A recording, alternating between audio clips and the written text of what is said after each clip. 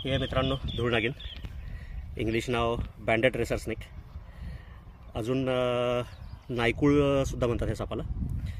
दिसायला सेम नागासारखा. फरक हा आहे की नागाचं जे तोंड आहे ते त्रिकोणी आणि थोडंसं मोठं असतं, पण धूळनागिनचं जे आहे ते निमुळतं आणि लंबुळकं तोंड असतं. बिनविषारी असलेला हा साप. नाग समजून लोक गैरसमजातून याला मारतात. हे असंही कुठलाही साप म्हटल्यानंतर लोक मारतातच.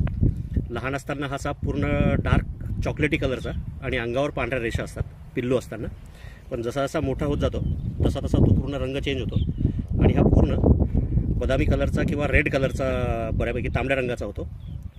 बिनविषारी असलेला धूळनागिन. नाव जरी नागिन असलं तरी 100% बिनविषारी असलेला हा साप आहे.